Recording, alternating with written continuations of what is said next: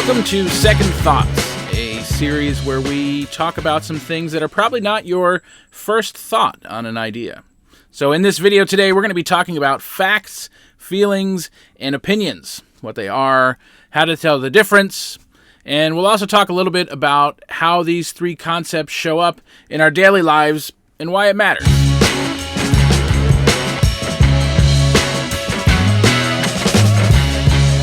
Facts, feelings, and opinions. You'd think it's pretty obvious what they are and what the difference is, but really, you'd be surprised. We actually get these messed up and confused all over the place, and most of the time, we don't even know it.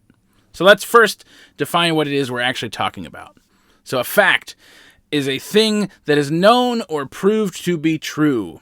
An example of this, my car is red, or water boils at 212 degrees Fahrenheit at sea level. Fact, those are proven to be true. An opinion is a view or judgment formed about something, not necessarily based on fact or knowledge. Things like, chocolate is the best ice cream, or pineapples don't belong on pizza. These are not proven, they are your judgment. So it might seem pretty obvious when we're talking about the strict definitions of opinions and facts, how different they are. And yet it actually takes a good amount of critical thinking to tell the difference. This is really a learned behavior, because chocolate is the best ice cream is an opinion, but I think chocolate is the best ice cream is a fact.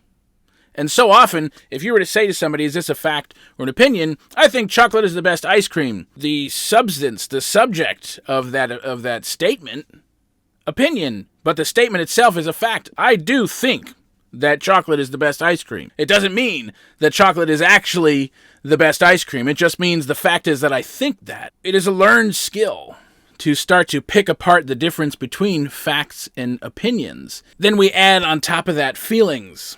Well, in this case, we're actually going to take the second definition here. A feeling is a belief, especially a vague or irrational one. An example of this might be certain ideas that you grew up with, things that make you feel good. Things like, I feel safe with this certain group of friends. Something that just feels right because you're so used to it. And this is where things get really screwy, because feelings, the sensation of feeling good, the things that make us feel good, tend to be the things that we grew up around. And those feelings really shape our opinions.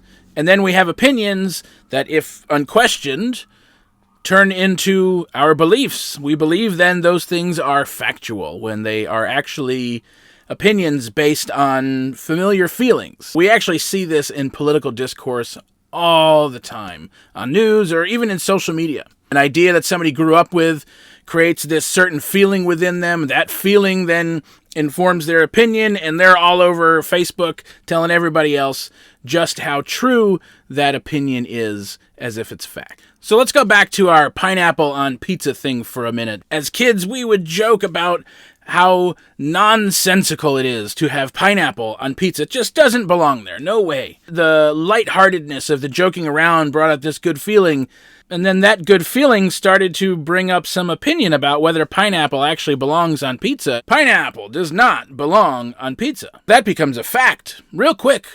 It's super easy to start walking around as if that is factual. Well, harmless enough when it's pizza, although it has led to some pretty heated debates. But it's something else altogether when things like this start to show up in politics, and when it's about people's rights, when it's about racism, it's a totally different story.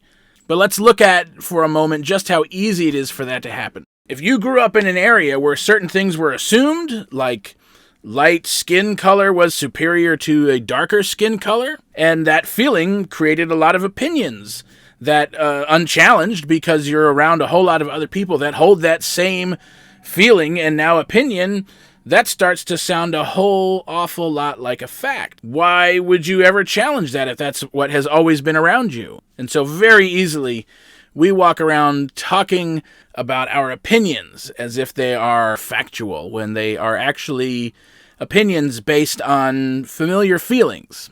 It is really important for each of us to understand the difference between facts, feelings, and opinions. It is really important to examine our own feelings and opinions.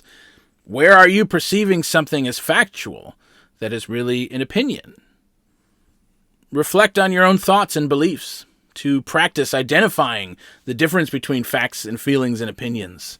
This actually matters out in the world because we have currently in our world around us opinions being talked about as facts all the time because of the feelings that these things bring up in us that we don't even recognize. Thanks for tuning in today.